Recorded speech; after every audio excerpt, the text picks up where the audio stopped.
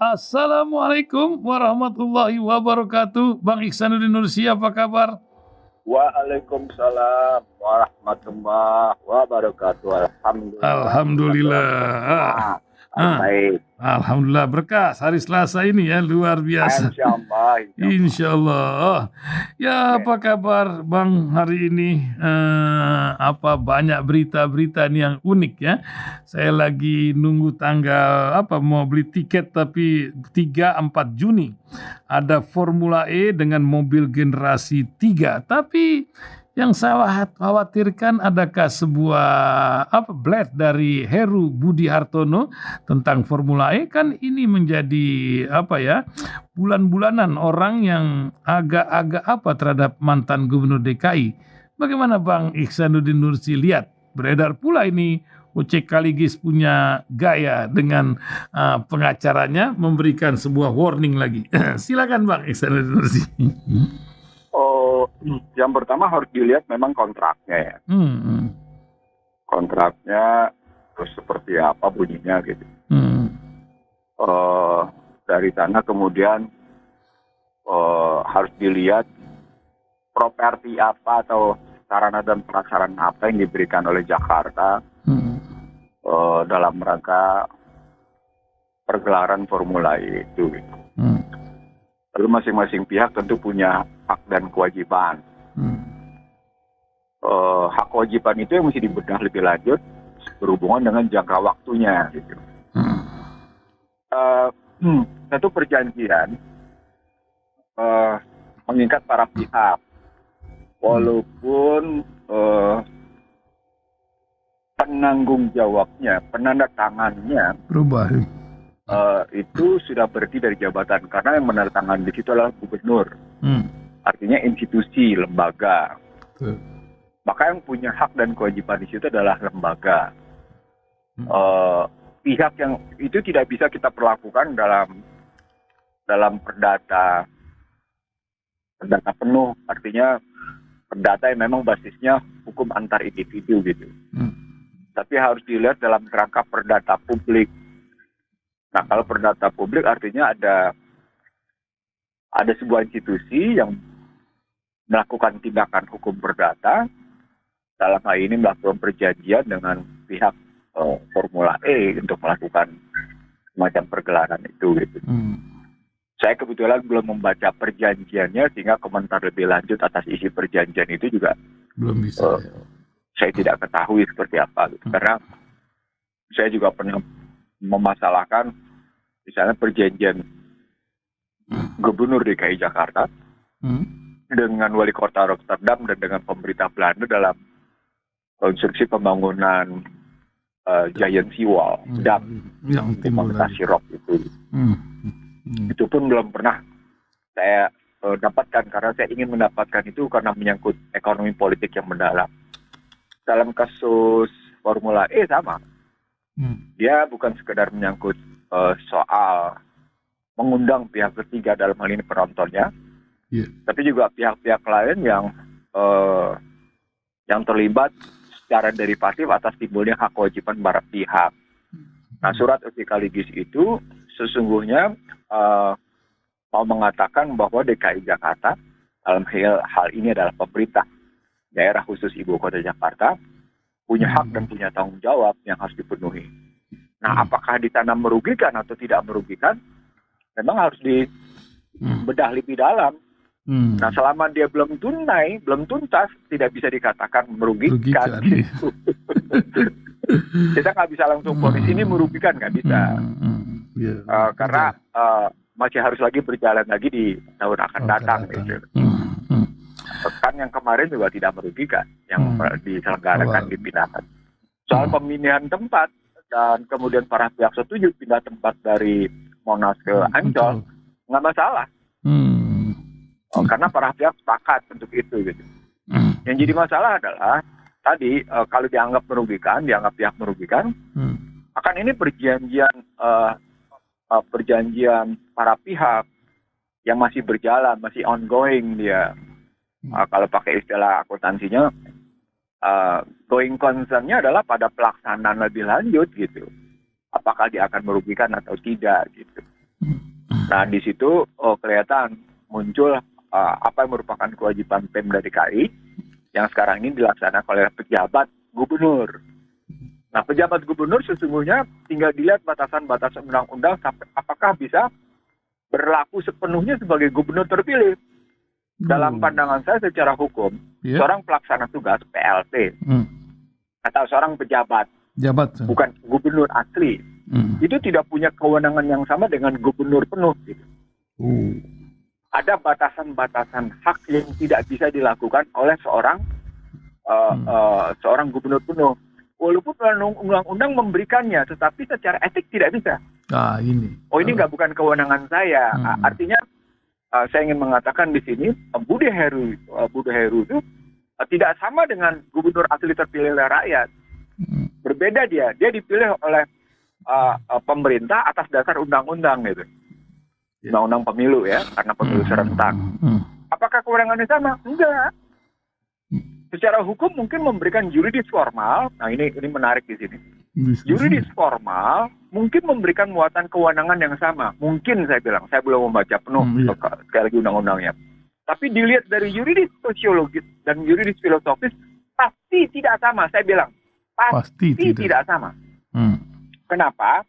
Karena cita-cita yang diberikan oleh masyarakat melalui pemberian amanah kedaulatan rakyat dengan pemilu itu berbeda dengan amanah yang diberikan undang-undang yang belum tentu undang-undang tadi memang menyerap, mengadopsi, mengadaptasi dan merepresentasikan kedaulatan rakyat. Gitu. Jadi dalam hal ini Oce benar gitu. Dia harus hati-hati pejabat gubernur ini. Nah, saya setuju gitu di situ. Tapi dari perspektif soal kerugian nanti dulu. Kita harus lihat karena statusnya masih going concern, kita tidak serta-merta menyatakan bisa dalam posisi merugi. Gitu. Itu ngelihat kan. BPK lagi ya. Oke Bang.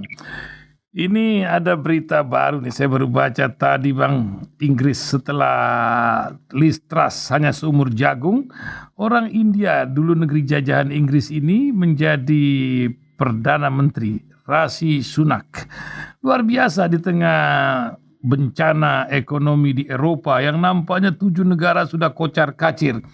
Kok Eropa yang katanya orang pinter-pinter ini Bang bisa macam begini? Harga gas ini sudah 3 kali 4 kali lipat dari tahun lalu. Apa yang terjadi Bang? Apakah pengorbanan besar kali akibat perang Ukraina terhadap Amerika? Kok jadi Amerika? Kan yang perang Ukraina. Apa yang Bang Ihsanuddin Nursi lihat? Apakah ada dampaknya terhadap Indonesia pula ini? Karena banyak ekspor kita ke sana. Silakan Bang. Menarik nih, karena saya mengikuti live show di beberapa TV asing gitu ya. Saya ikuti bagaimana Liz Truss berdebat dengan partai buruh dan partai konservatif gitu ya. Bagaimana partai buruh mengejeknya gitu. Seru banget nggak? Terbuka sekali gitu. Lihat perdebatannya gitu ya di TV gitu. Saya kagum tuh. Perdebatan itu karena berkualitas mencerahkan gitu bagi masyarakatnya gitu. Soal bagaimana pengambilan kebijakan ekonomi, soal bagaimana pemotongan pajak berdampak pada pembiayaan, soal bagaimana upaya mengatasi krisis karena musim dingin dan karena kelaparan gitu.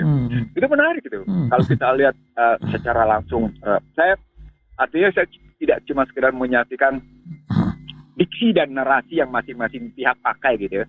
Tapi bahasa tubuh, wajah, lalu pimpinan di sana, lalu kemudian kita ngelihat argumen yang dibangun dan semuanya menunjukkan ya mungkin itu beda satu bangsa yang punya kebiasaan etika bertukar pikiran secara keras gitu ya.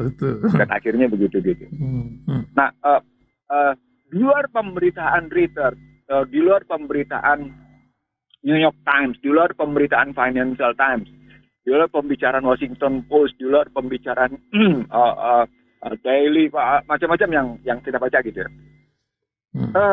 Saya menyaksikan ada satu kultur, ada satu budaya gitu, yang sesungguhnya mereka merasa begini, jangankan sikap tidak percaya itu diwujudkan, perdebatan saja bisa memberikan message.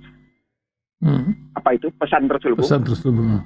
Pesan terbukanya adalah perbedaan kebijakan, perbedaan pandangan kebijakan antara parlemen dengan yang namanya Perdana Menteri. Itu pesan terbukanya, explicit message-nya. Implicit message-nya itu kelihatan, masing-masing pihak untuk menunjukkan bagaimana sesungguhnya punya konsep yang unggul gitu. Nah, tacit message-nya adalah gitu ya, sesungguhnya adalah ketidakpercayaan. Nah, itu kan tidak diungkapkan dalam perdebatan misalnya Partai Buruh, Partai Konservatif, lalu dengan Liz Truss. Tapi yang diambil sikap baik oleh Boris Johnson, Perdana Menteri sebelum Liz Truss, maupun oleh Liz Truss adalah, saya kalau kayak gini sudah tidak dipercaya. Oke, kalau itu saya mundur. Itu yang menarik. Itu dia. Itu menarik tuh. Hebat.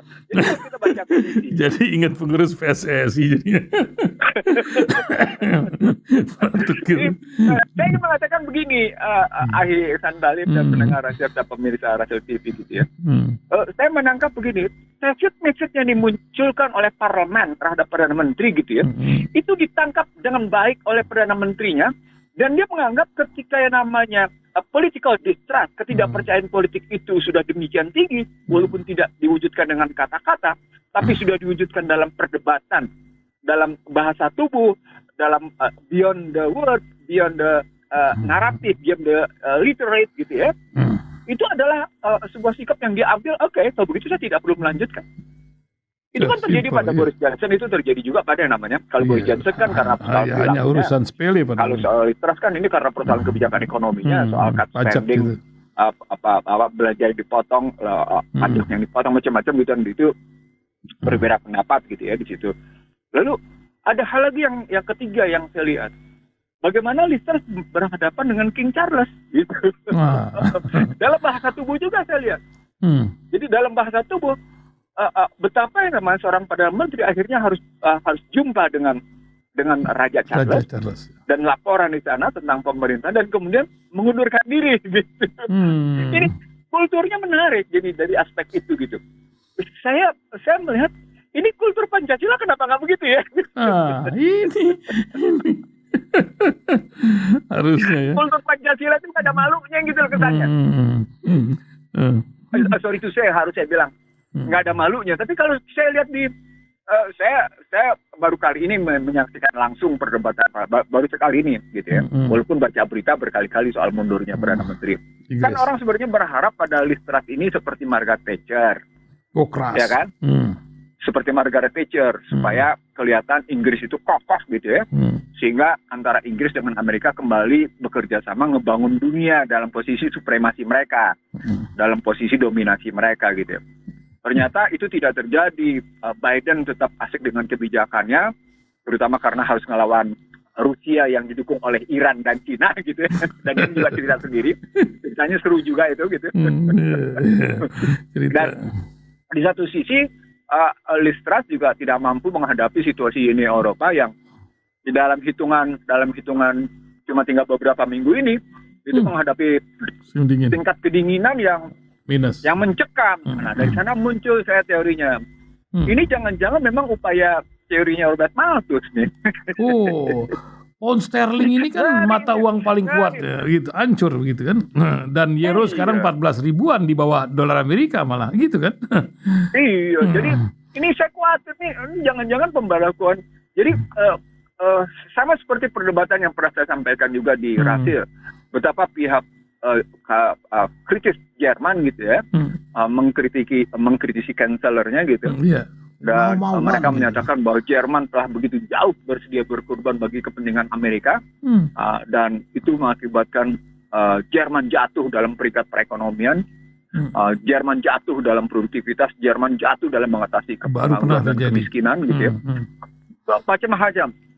Jadi korban Jerman berasa pihak Jerman merasa mengambil satu pengorbanan yang luar biasa demi mendukung kebijakan Amerika, dan pada saat yang sama Inggris juga terjadi. Nah, ketika kita lihat beritanya kayak gini, Maka ketika Anda tanya tentang Rishi Sunak gitu ya, saya sudah ngikutin duluan itu karena Rishi Sunak sebelumnya sudah berperan di Boris Johnson. Dan berperan sebagai Menteri Keuangan lagi, betul ya. Supaya mengatasi kebijakan ya di balik Boris Johnson karena mengikuti kebijakan Amerika gitu. Yang menarik buat saya bukan soal kebijakannya lagi pada kehadiran Rishi Sunak. Media di sini ada perbedaan sumber nih. Kalau saya baca Financial Times, Rishi Sunak berasal dari Afrika, orang tuanya tidak dari Indian gitu. Tapi kalau saya baca di media lain, dia dari Indian yang bermigrasi ke London pada tahun 60. Sementara Rishi Sunak sendiri baru berusia 42 tahun.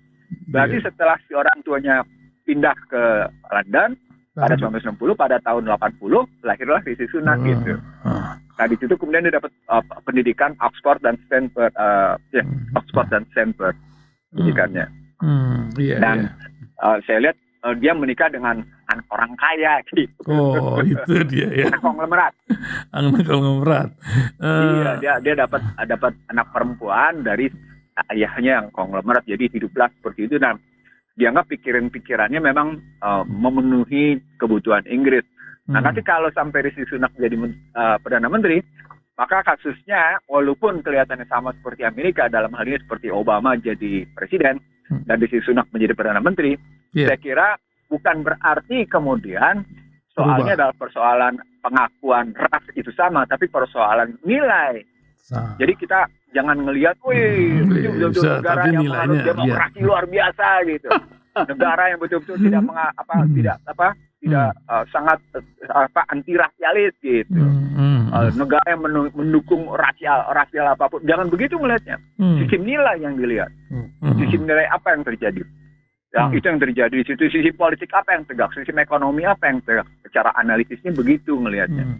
Soal Rishi Sunak yang tampil harus diakui bahwa memang saya pernah bilang juga di Rasil, India salah satunya adalah salah satu suku bangsa yang berani survive di beberapa mancanegara. Sama seperti Cina, termasuk suku bangsa yang berani survive di beberapa belasan negara gitu. Itu yang kita lihat. Jadi surviving nation-nya itu, daya tahan bangsa yang muncul dari keturunan-keturunan itu kelihatan di situ. Disitulah kemudian berlaku rumus Al-Quran, bahwa bukan persoalan ras, bahwa bukan perbedaan kulit, tapi sisi nilai yang dilihat. Nilai.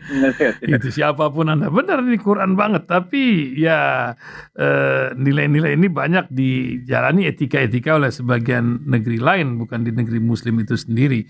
Nah, balik lagi ke laptop Bang Iksanudin Nursi, badai yang akan masuk ke Eropa, pengorbanan terhadap Amerika, dan perang yang diciptakan nampaknya di Ukraina ini, akankah ini menggulung bangsa-bangsa lain seperti Indonesia? Bagaimana dampaknya gitu Bang? Karena kita sendiri punya sepak terjang lain lagi di dalam negeri. Nanti sesi berikutnya gitu. Silakan Bang. Uni Eropa adalah termasuk negara tujuan ekspor kita gitu. Uni Eropa, walaupun jumlahnya cuma di bawah 13-12%. Sama seperti Amerika juga termasuk negara tujuan ekspor kita, walaupun jumlahnya sekitar 10-11%. Artinya antara ekspor import Amerika dan import Uni Eropa dari Indonesia, gitu ya. Jadi Indonesia mengekspor ke Uni Eropa dan ke Amerika, itu jumlahnya kalau digabung jadi satu signifikan gitu. Masih sekitar 20-an%. Ya pasti berpengaruh. Karena jumlahnya mencapai tadi di atas 20%. Itu pasti berpengaruh. Dampaknya berarti penerimaan ekspor kita menurun. Nah, begitu penerimaan ekspor menurun, dia berarti dampaknya berarti penerimaan kita menurun, dan begitu penerimaan menurun berarti kebutuhan kita akan mata uang asing makin meningkat, dan dampaknya berarti ini beratnya nih. Kebutuhan akan mata uang asingnya makin tinggi, dan dengan begitu kerjanya lebih berat karena kebutuhan uang asing kita dipakai untuk bayar utang. Dan lebih dari 50% untuk gali lubang, tutup lubang gitu ya. Iya, makanya studi kerentanan eksternalitas, namanya externality vulnerable gitu ya, atas pinjam utang salah satunya adalah membandingkan utang dengan ekspor, membandingkan utang dengan yang namanya penjualan surat utang sendiri dengan bentuk mata uang yang lain gitu. Nah, situasi perang yang kayak gitu, situasi perekonomian yang kayak gitu pasti mempengaruhi kerentanan eksternalitas kita dalam bahasa ekonominya. Apa artinya kerentanan eksternalitas kita? Dampaknya bagi fiskal makin berat. Nah, kalau fiskalnya makin berat, itu berarti ruang fiskalnya makin sempit. Kalau ruang fiskalnya makin sempit, itu berarti kemampuan pembiayaan makin rendah. Kalau pembiayaan merendah, itu berarti kemampuan mengatasi problem pengangguran, kemiskinan, ketimpangan, dan hal lain-lainnya makin menurun. Apa artinya? Kinerja pemerintah Republik Indonesia memburuk. Gitu. Nah, ini dia balik lagi ke kinerja Republik Indonesia ini, Bang. Saya lihat podcast Faisal Basri, terus juga tulisan dari Ubedillah Badrun ini bikin garuk-garuk kepala pula ya. Cara kita mengatur negeri ini dengan 30 tahun tax holiday, 160 tahun HGB di IKN. Nah, tadi pagi lagi baca Ubedillah Badrun, kita ini kehilangan 300 triliun korupsi selama 5 tahun di zaman periode ini. Ini apalagi katanya menjelang pemilu selalu uang itu diaur-aur. Pak Mahfud sudah bilang pemilu tanpa uang nampaknya masih belum di Indonesia ini. Bagaimana ini, Bang? Di tengah awan gelap ke depan ini, apakah ada cerita lain yang mungkin Bang Ihsanuddin Nursi bisa memberikan pencerahan buat pendengar kita? Saya berbeda dengan dua orang itu ya. Iya, makanya itu kan kita mau cari beda. Saya berbeda dengan, saya tegas dulu saya menyatakan berbeda. Pertama, saya tidak tahu angka 300 triliun dari mana? Data resources-nya, sumber datanya dari mana saya tidak tahu. Saya tidak mengerti gitu. Dan saya tidak ingin mengerti soal 300 triliun itu. Karena kalau kita berani mengatakan 300 triliun, harus ada data. Itu mestinya bukan sekedar pernyataan politik gitu. Saya bukan tipikal begitu. So we talking about the data. Kita ngomong tentang data. Kalau kita bicara pembangunan infrastruktur, maka bisa kita lihat begitu banyaknya infrastruktur yang mangkrak gitu. Begitu banyaknya infrastruktur yang bermasalah gitu. Lalu ketika kita menyaksikan infrastruktur bermasalah itu, tentu kita akan lari ke soal berapa sesungguhnya uang yang dikeluarkan untuk membangun infrastruktur periode pertama Joko Widodo dan periode kedua ini gitu. Saya memburunya, kalau saya kebetulan saya sedang menulisnya, saya memburunya dari 3 sumber.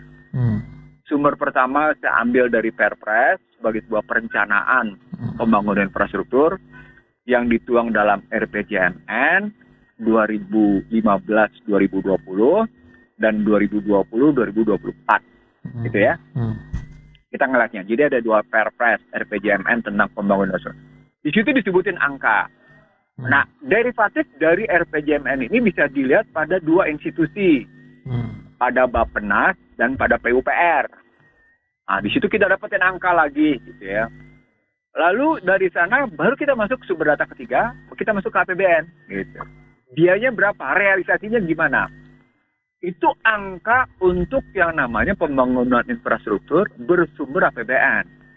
Padahal pemerintah menerapkan model pembangunan infrastruktur, dananya tidak melulu dari APBN.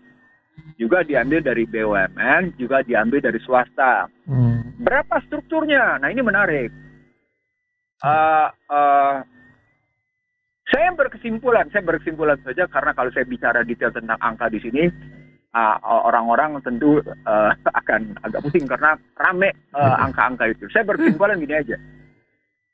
Baik periode pertama maupun periode kedua, sesungguhnya pembangunan infrastruktur itu diserahkan ke swasta mayoritas. Terutama karena BUMN yang juga mengambil porsi cukup signifikan, itu orientasinya adalah profit.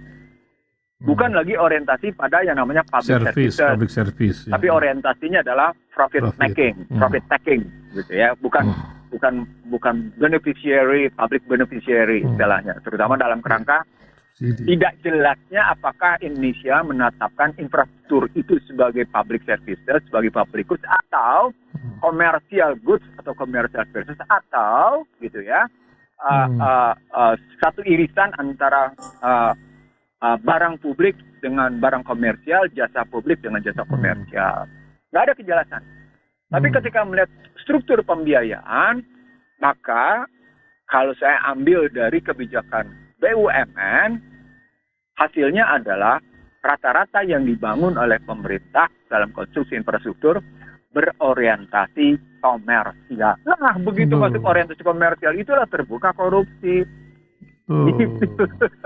Bukan pada pembiayaan publik tidak terbuka korupsi, terbuka juga, sama aja gitu.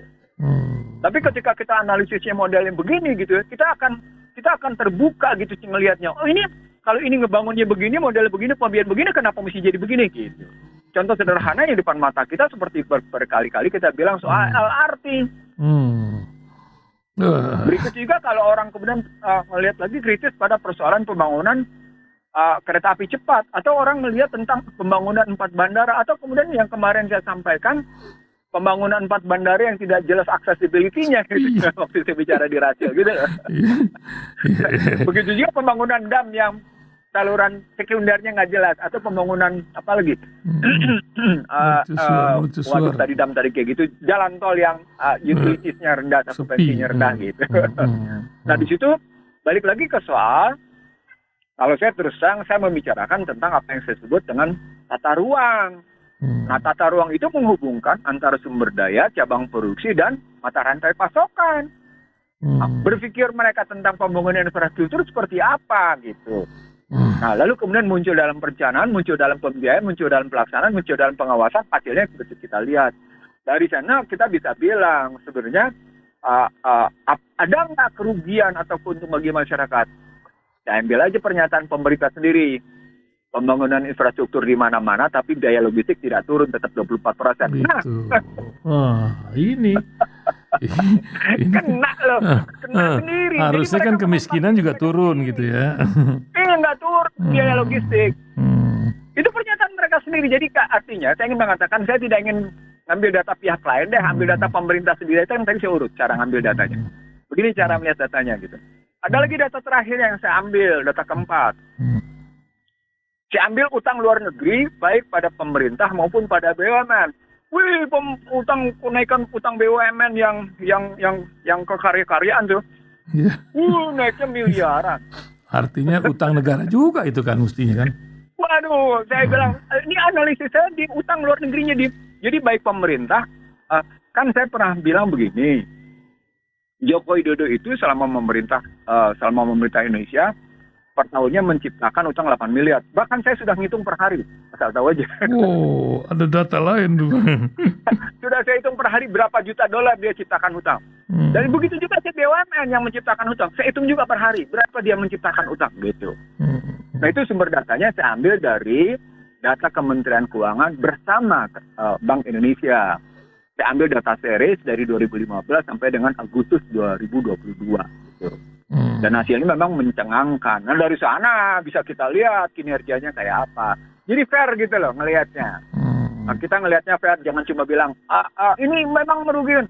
Nah kalau masuk kemudian ke 160 tahun, bagaimana cara pandangnya? Cara pandangnya ada 3. Silakan pemerintah dengarkan baik-baik. Ihsanuddin yang menyatakan di sini. Banyak nih.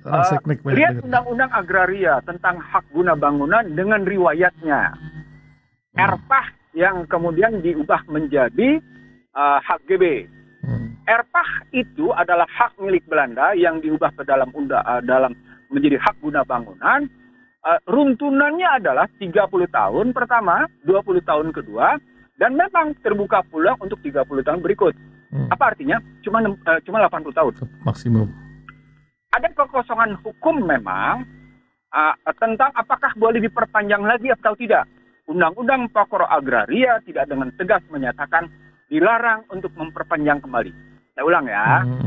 Saya ulang baik-baik. Undang-Undang Pokok Agraria nomor 5 tahun 60 memang tidak melarang untuk diperpanjang kembali. Tapi tegas dinyatakan 30 tahun, boleh diperpanjang 20 tahun lagi, lalu kemudian ada peluang 30 tahun, maka 80 tahun. 80 tahun ini diadopsi oleh Undang-Undang nomor 25 tahun 2007 tentang penanaman modal. Inilah yang kemudian saya kritik, saya gugat di Mahkamah Konstitusi. Gitu loh, yang tadinya 100 tahun. Sudah digugat mereka itu. Mereka menyelesaikan diri berdasarkan Undang-Undang Agraria. Yang menariknya dari 80 tahun itu dikali 2. Hah? Dikali 2? Iya, 160. Jadi 160. Iya. Itu di undang-undang tidak dilarang. Itu yang saya sebut sebagai manipulasi kebijakan. Ya salam. Itu disebut dengan manipulasi kebijakan. Boleh nggak? Nah, saya menarik lari ke undang-undang 30 tahun 2004 tentang administrasi pemerintah atau azas-azas umum pemerintahan yang baik. Boleh nggak pemerintah kayak gini? Nah, ketemu azas diskresinya. Wah, gitu loh analisisnya. Analisis politik hukumnya. Sesungguhnya pemerintah punya etikat baik apa enggak? Di situ ketika bicara etikat baik dan bertentangan dengan undang-undang di atasnya apa enggak, dengan nilai-nilai berlaku apa enggak, bertentangan dengan ketertiban umum apa enggak, ditujukan untuk kepentingan masyarakat apa enggak, di sini kita ukur baru. Jadi azas diskresi dengan azas umum pemerintahan yang baik itu sesungguhnya bicaranya ujungnya adalah soal etika dan moral. Ujungnya akhirnya ketika kita bicara moral dan etika, kita bicara soal kedaulatan. Soal hak milik rakyat gitu. Disitulah debat tebalnya. Nah, disitulah yang saya sebut sebagai pemerintah melakukan penafsiran undang-undang. Jadi menarik. Walaupun jangan salah, asas umum pemerintahan yang baik itu, Undang-Undang 30 2004 itu, diadopsi juga oleh Undang-Undang Cipta Kerja gitu. Menarik kan? Ya, ini. Bagaimana sampai Undang-Undang Cipta Kerja mengadopsi juga soal azas diskresi dan azas umum pemerintahan yang baik. Apa poinnya? Poinnya si eksekutif ini mau menguasai segala-galanya demi kepentingan. Nah, persoalannya demi kepentingan tadi. Ini yang saya bilang. Demi kepentingan terpenjaranya Indonesia dalam sistem neoliberal. Jadi sesungguhnya problematik kita adalah kita tetap menjalankan sistem perekonomian neoliberal. Itu yang saya lihat. Jadi bukan soal indikatornya cuma diambil dari 160 tahun, pengurangan pajak 30 tahun, tax holiday 30 tahun, pengurangan pajak 160 tahun gitu ya. Itu begitu gitu. Itu sesungguhnya bagian dari soal keleluasaan bagi swasta. Nah, persoalan pokoknya adalah adakah peminatnya? Karena itu disampaikan di depan para investor kan. Betul. Setelah Hadi Cahyanto sebagai Menteri BUMN, Menteri Aparatur, Menteri Agraria dan Tata Ruang gitu ya. Berikan. Menyampaikan, lalu kemudian disampaikan oleh Presiden langsung pada 12 Oktober kemarin. Maka muncul masalahnya menjadi orang akan menghitung soal gain and risk and gain gitu loh. Mana nih untungnya gitu? Iya, bikin pabrik di sana nggak kena pajak, itu bisa dikirim kemari nggak atau nanti kayak Batam kalau dikirim nanti kena lagi pajak? Itu juga. Problemnya bukan sekedar itu. Jadi lebih dari itu. Kalau saya kan sesungguhnya tanpa dia nyatakan soal 160 tahun dengan tax holiday 30 tahun dengan tax deduction 160 tahun gitu ya. Problemnya adalah soal risk kan. Buat apa saya punya tanah tapi risiko tinggi? Tetap ada hitungan ke sana. Pertanyaan pertama begitu. Yang kedua adalah ketika soal itu, buat apa saya harus membeli tanah tapi kemudian skema bisnisnya nggak jelas? Ayo, jawabnya gimana? Kalau orang Bogor bilang kumahang kewae lah kata gitu. Ini baru dua pertanyaan loh. Iya. Baru dua pertanyaan loh. Saya belum bertanya tentang kerangka bisnis lebih dalam nih. Iya. Gitu. Kan kalau hitungan bisnis kan kalau kita bikin proyek proyeksi cash flow kita kan menghitung dengan segala macam asumsi. Ini risikonya gimana? Kalau kayak apa? Wah, kan gitu. Baru setelah kita oke, risikonya moderat dengan tingkat keuntungan sekian gitu. Baru kita ambil. Kalau nggak kan nggak mungkin. Nggak mungkin. Kenapa misalnya Belanda dulu sama Inggris dulu gitu ya? Tetap fokusnya ada di Jawa dan Sumatera. Kenapa mereka tidak serta-merta melihat Kalimantan, padahal Kalimantan adalah satu lokasi strategis ketika melihat relasi Selat Malaka dengan yang namanya Laut Cina Selatan. Apa mereka sebodoh itu di tengahnya namanya Inggris menjajah dunia lewat lautan? Nggak mungkin. Artinya ada risiko-risiko lain yang dihitung. Itu yang saya bilang dari situ. Nah, dari sana saya melihat sudahlah kemarin beberapa pihak swasta mengundurkan diri dari keinginan menjadi investor, lalu kemudian diperdagangkan dengan cara begini. Itu menunjukkan bahwa undang-undang tentang ibu kota negara Nusantara itu, gitu IKN itu sesungguhnya yuridis sosiologis dan yuridis filosofisnya nggak rujuk, gitu kalau analisisnya begitu. Jadi yuridis formalnya berjalan, tapi yuridis sosiologis sama yuridis filosofisnya nggak rujuk, gitu. Terutama dikembalikan ke dalam konstitusi kita, gitu. Nah, itu dihubungkan dengan pasal 23 Undang-Undang Dasar 45 tentang fiskal dan moneter. Gitu. Itu dihubungkan lagi dengan yang namanya pasal 33 gitu loh. Wah, jadi banyak sekali itu dihubungkan lagi dengan kata pembukaan. Macam-macam tuh jadi analisisnya gitu. Itu pada kemana anggota parlemen yang ratusan orang itu ya Bang? Kok manut aja gitu kayak Kalau dalam setahun terima duit 4,1 sampai dengan 4,2 miliar ditambah dengan reses dibiayain, kurang nikmat apa coba? Yes, dan menjelang duit 4 miliaran, 4 miliaran setahun, berarti kan ada kantongin duit sebulan 360 jutaan, 330 apalagi jutaan, kan? menjelang politik dagang sapi ini sebentar lagi kan, tahun-tahun ke depan ini kan luar biasa gitu. Kurang lebihnya begitu, seperti pengakuan Krisdayanti kan begitu. Iya, ada yang sempat ngaku yang udah nggak kuat lah begitu ya. Macam Pak almarhum siapa tuh yang dari PDIP itu kan?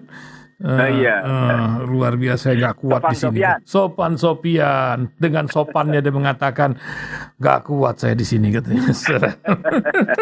Tapi ada orang punya pilihan hidup, berjuang itu memang luar biasa.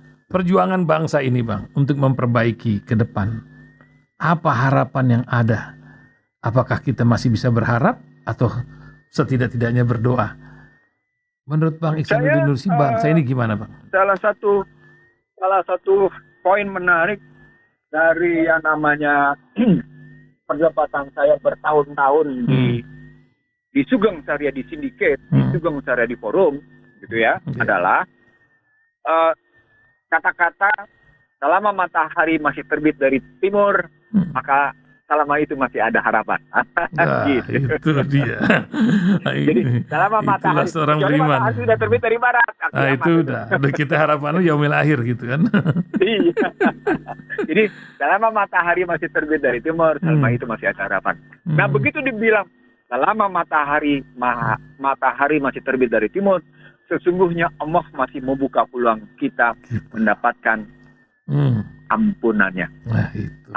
Di situ menariknya. Nah, ini balik ke nubuat ini ya. Memberikan fasilitas sarana dan prasarana untuk kalau Nabi launa ahartani ila ajalin qarib begitu kan kalau udah. Berarti ketika matahari masih terbit dari timur, maka kita paling tidak masih diberikan kesempatan untuk melakukan dua hal. Amal saleh dan bersedekah.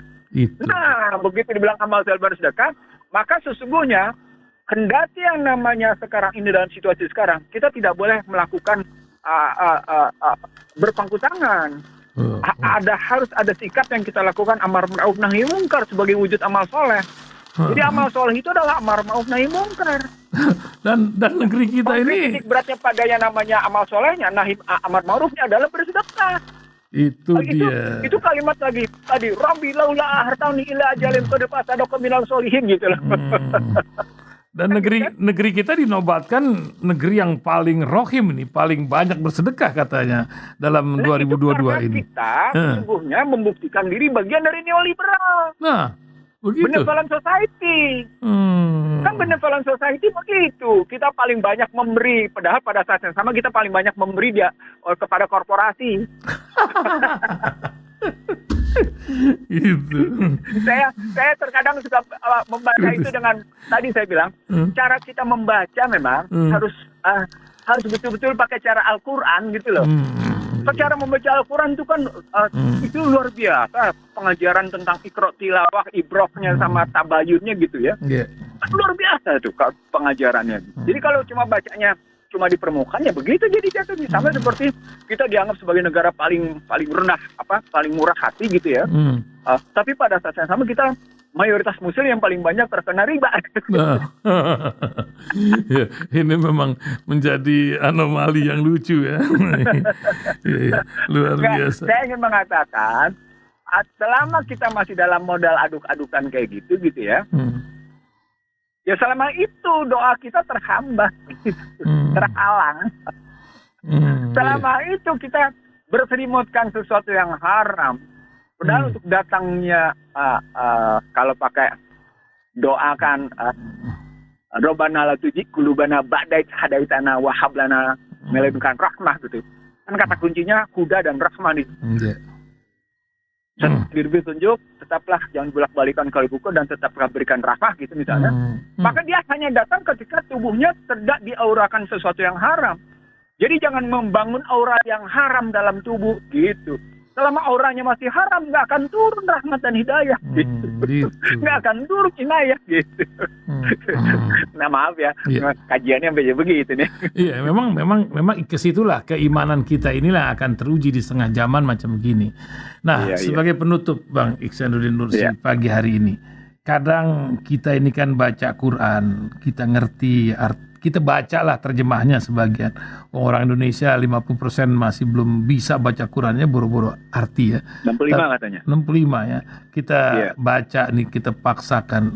Kita tahu artinya, tapi kan kita belum bisa ngelaksanakan di tengah zaman macam gini. Nah, apa yang mesti pendengar lakukan ketika kita harus kembali kepada Al-Quran? Apalagi di tengah zaman yang sedang gonjang-ganjing menyongsong akhir dari zaman dunia ini. Silakan Bang.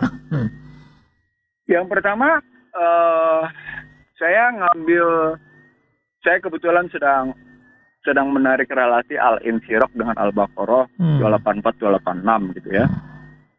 Dan kalau Al-Insyirah alam nashrah laka sadrak gitu ya, itu kan 2 kali kesulitan datang kemudahan. Ya, gitu. Berbarengan ya? Iya. Beda-beda tuh. Lalu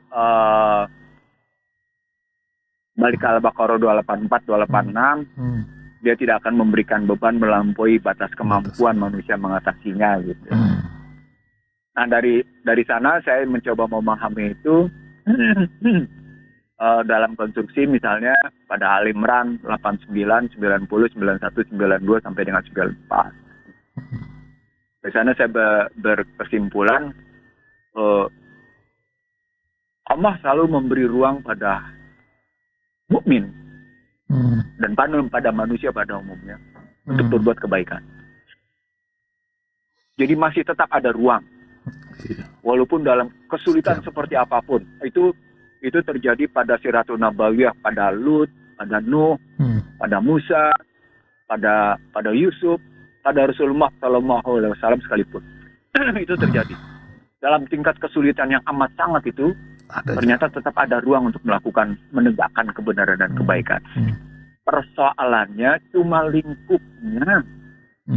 Apakah lingkupnya individu, keluarga, komunitas, sosial, negara, regional, atau internasional. Selama yang namanya lingkup dominan, kalau saya bilangnya begini, ini sedikit ngaco nih. Dalam sistem neoliberal itu berlaku yang disebut dengan struktur hinterland. The mainland itu adalah pusatnya Washington sama London gitu. The mainland itu. Anak utamanya mereka untuk menegakkan sistem neoliberal itu adalah London, New York, dan Washington gitu. Negara-negara lain itu masuk menjadi lapis kedua, lapis ketiga, lapis keempat, lapis kelima, lapis keenam, lapis ketujuh. Buat saya Indonesia itu masuk lapis keempat, lapis ketiga gitu ya. Dia ikutan, itu yang disebut dengan hinterland. Nah, dalam pemikiran juga sama, ada hintermind. Ada pikiran-pikiran utama yang berkembang sehingga Barat menjadi kiblat pemikiran kita. Itulah neoliberal. Gitu. Nah, ketika Barat menjadi kiblat pemikiran kita dalam politik dan dalam ekonomi, termasuk dalam hukum, gitu ya. Sekali lagi silakan mereka yang mendengarkan dengan baik, yang sedang merekam dengan baik, rekam dengan baik ucapan saya. Selama Barat menjadi kiblat pemikiran kita, selama Barat menjadi kiblat tindakan kita, selama Barat menjadi menjadi kiblat kebijakan ekonomi politik kita, kenapa kemudian kiblat itu tidak kita lihat dalam sejarah waktunya? Saya tidak ingin berangkat misalnya katakan sejak Perang Dunia Pertama deh. Saya mundur deh dari sejak yang namanya Adam Smith melahirkan buku Inquiry of Wealth Nation.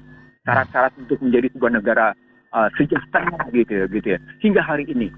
Itu kan bisa dihitung dalam posisi sekitar 5 abatan. Yang dalam 5 abatan ternyata hasilnya seperti sekarang. Bahkan kalau pakai konsumsi itu kan 5 abatan. Pakai 3 abatan juga gagal, 1 abatan juga gagal. Jadi baik konstruksi siklus 1 abatan, siklus 3 abatan, siklus 5 abatan itu gagal dia.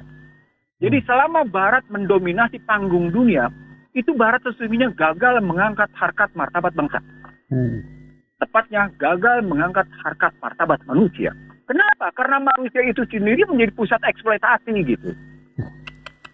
Bisa kita lihat bagaimana relasi perempuan yang dieksploitatif sedemikian rupa, baik dalam konstruksi subhanallah, astagfirullah ya, baik dalam konstruksi tubuh atau bukan. Nah, sisa waktu yang sekarang ini yang sebutlah tadi saya menggunakan istilahnya Ahsan Talib, waktu-waktu yang akan datang gitu. Apa yang mesti dilakukan? Evaluasi dalam kiblat itu. Evaluasinya pakai apa? Nggak usah jauh-jauh, pakai kata pembukaan Undang-Undang 45. Pakai aja itu gitu. Yang saya sebut sebagai 5K. Membebaskan diri dari ketertindasan, ulang ya, membebaskan diri dari ketertindasan, kebodohan, kemiskinan, ketimpangan, kehinaan. Coba tanya pada Barat yang sekarang sedang mau masuk ke dalam Great Reset kedua. Great Reset kedua itu artinya nanti masa gelap, karena Great Reset pertama kemarin menggunakan C-19 dan vaksin. Sekarang mereka mau masuk Great Reset kedua dengan modal ancaman ekonomi dan macam-macam, termasuk soal pangan, gitu ya. Itu hasilnya jauh lebih baik atau lebih buruk? Itu penutupnya Iksan. Oke. Jadi kita mesti tempel pembukaan Undang-Undang Dasar di setiap, ya kalau perlu di rumah kita nempel terus lah biar kita ingat gitu kan. Kalau kita bilang Quran ntar dibilang kadrun lagi katanya. No, saya bukan sekedar pada kerangka filosofi. Saya sudah punya dalam syarat-syarat akademik saya ingin menyampaikan kepada pendengar Rasil dan pemirsa Rasil TV. Dalam syarat-syarat akademik saya sudah membuktikan relasi filosofi yang dibangun kata pembukaan menjadi bentuk sebuah kebijakan, bentuk teori, lalu kemudian dibangun yang namanya variabelnya, lalu dibangun indikator-indikatornya. Itu sudah selesai. Sama seperti bagaimana saya misalnya ngebangun akuntansi Islam. Bagaimana konsepsinya, bagaimana teorinya, bagaimana konsepsinya, bagaimana variabelnya, bagaimana indikatornya. Jadi maaf kalau ada orang bilang, oh Ihsanuddin Nursi ngomongnya utopia gitu ya. Silakan datang ke tempat saya atau saya datang ke tempat Anda untuk kita bertukar pikiran. Mudah-mudahan ini menjadi rahmah dan hidayah kita supaya kita jalan ke depan menjadi betul-betul menemui satu the light in the end of tunnel gitu loh. Satu cahaya di ujung terowongan sana gitu. Insya Allah. Terima kasih Bang. Terima kasih. Sama-sama. Mohon maaf kalau saya ada salah. Mudah-mudahan kekurangan saya diampuni oleh Allah dan mendapat maaf dari segenap pendengar dan siapapun. Subhanakallahumma wa bihamdika asyhadu alla ilaha illa anta wa astaghfiruka wa atubu ilaik. Wabillahi taufiq wal hidayah. Wassalamualaikum warahmatullahi wabarakatuh. Waalaikumsalam warahmatullahi wabarakatuh.